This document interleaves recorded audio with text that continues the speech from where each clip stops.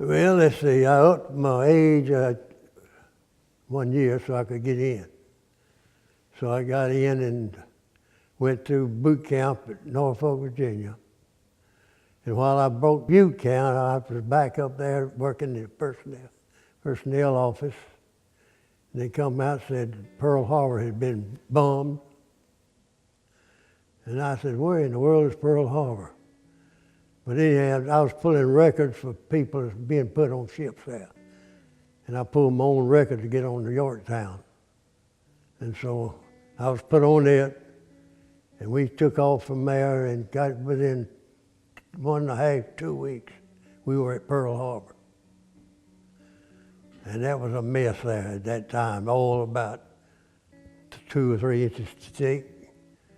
Body still coming up from the bottom, and all those ships tore up and all. In the West Virginia, the battleship that I was put back on was put in dry dock.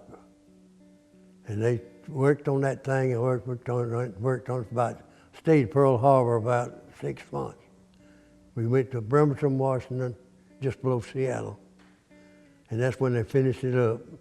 And from there, we took back to Pearl Harbor. And us and the Lex went out, and that first battle out there was Coral Sea. And we lost the Lexington, and we watched the Lexington go down. They sunk it. But we got a hit near miss, and we had to go to what they call Tonga Islands down South Pacific. And because we had leaking oil, and they could trace us with that oil leak. And so they got that fixed, went back to Pearl Harbor, got it fixed good, and went back out again, and they kept saying, let's see, we got 30-something blimps out on there, say, you know the thing. And they said, no, and they got 38. And so come to find out, that was from Midway, from the Japanese. And so they came in, and let's see, they had dive bombers and torpedo planes. And torpedo planes is what got to Yorktown, because I was on a 5-inch mount.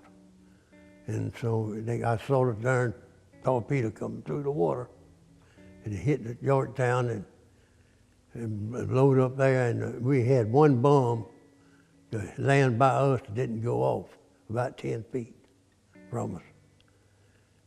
So I think it was a little over 200 or 300 pound bomb. They picked that thing up and pulled it over the side right quick. And so we started listing like that, and just before then a fighter pilot landed, and the plane was all shot up, and he hit the superstructure and cut his leg. And we went over to the side we were on port, but we went to starboard. It had a list about like 45. And we sat down and pulled our shoes off like we was coming back up to get them. And I went down a gasoline hose, which was about 50 feet to the water from that flight deck. And they had some of them was jumping in life raft from up there. And that life raft had those slats in it. And they broke the neck. They had one of them that jumped in there. And so we got in there, and so he came down, and I got with him, and he got him in a life raft and trying to push that thing. I said, if this ship takes so much more water, it's going to pull us under. So we got out, and he went to a circle. We was in the water, I guess, about an hour before we picked up. A destroyer came by, and I tied the rope around his waist. And they pulled him up and said, do you want to get up? I said, no, I can do it. Shoot, I couldn't even raise my arm no higher. But we got down and went back to Pearl, and we spent 6 months at Pearl trying to get that thing fixed, and so we couldn't do it. So they left us there, and so we went back to Bremerton, where I was put on the West Virginia battleship, and it was sunk at Pearl Harbor. That's when we got on in Pearl Harbor and helped fix back up so we could get back out there. So we went back out, and the first thing we went to was the Philippines, flying the same flag with holes all in it. It was sunk in it. And we fired the first, well, as we was going in, they said, they got a big building there, it's got a red cross on it. Said, that's a hospital, don't fire on that. And so we went up there and we got so close to it, that thing raised up and a gun about the size, barrel about 16 inch, come up. And they got him before they could shoot us. One 16-inch shell. That thing weighs a ton. It's accurate at 21 miles. And so we got that one shot was all it took to destroy that thing. And we were, some troops got in and finally we got a place we could stop and go swimming after everything was come done off the ship. And so we, we started up and then we started on up to, after the Philippines, we stood to Iwo Jima, I think, one of them. Anyhow, we went up there and they helped to get, that was so, we was firing from that battle wagon to the land to get to places, knocking those gun emplacements and all that. And I was on a 5-inch twin mount, which the shield on it was used for bombarding and also for, and aircraft had projectiles that would shoot, come so pretty close to metal, it automatically exploded. And the shrapnel would bring those planes down on that. And then anyway, we went up and finally got somebody in there. And we looked over and they had Japanese were going in the caves in there though. And they broke out the phosphorus shells and shot those in there. They come out, you could just see them, smoke. And you know, you can get in the water, it'll stop. But the minute you get out, it starts back. So we got rid of those. And we had, Okinawa, had Okinawa and Iwo Jima. And we went up to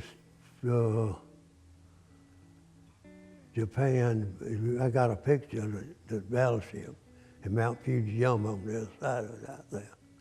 And we finally got the war and it's over with, it's over. That was it. But now during these other parts, you had all stuff going on. We had a guy to walk over that flight deck one night and you could hear him hollering out there, but you could not turn no light on and you could not stop the ship. So he was shark bait is what he was. And we had a plane to crash into us, went through the deck. Now that stuff was about that thick. Plane pilot and all went through there. And then landed in our galley. Well, that plane had Goodyear tires on it, and all the motor parts were stamped made in USA. And he had a letter in his pocket, in his boot. He didn't supposed to it, he was shot down. And he reached, and that's why I pulled it out, had some guy that could read Japan. They took it away from us, but let us read it. So that's what it is. So it's just something. 4.5 years of it. And let's see what else we could do. If you got any questions, you can ask. What made you want to up your age a year and enlist so early? I wanted to get in service. I went in service, and I don't regret one bit of it. That was a good education. I got my high school education, I forgot out of the Navy. It's awful. It was just awful, I tell you, boy. Those Japanese, I tell you, they were, in the Philippines, they put those high-powered motorboats, put a warhead in it, and rammed ships with it and it exploded like a torpedo. And you couldn't hardly catch them, that thing was doing 60, 70 miles an hour. And when they hit it, I was right along to Missouri when the peace was signed. I watched them sign it all. And they had some prisoners there. So we took the prisoners on to West Virginia to take back to Pearl Harbor. And I was walking out on chow hall one, and he walked by a place where I was slept, our compartment. I said, that's where I sleep. He said, boy, he said, I bet you that sleep school. He said, I hadn't slept in a, bunk in years. Well, I said, you gonna do this one. So I let him sleep in my bunk, and I slept in my gun mount on it. Friendships. Mm-hmm. Oh, Lord. Let's see. Well, I had one or two that come to see me after I got out and spent a little time with me. Well, I had some good girlfriends too. When I was in Bremerton, I enjoyed Seattle. I just love Seattle. It was nice. San Diego, all those places. I've got a star which represents 5 major battles plus 4 more. I had 9 major battles on it. I got just on my uniform out there. It went where you cluster stuff, small silver star, brown, and that represented 5, and the other one was bronze, or each one was 1. I think General Patton did a wonderful job. I do. And we had some guys, admirals and all, was putting us through something too. They knew what they were doing. And what was your most memorable moment at war?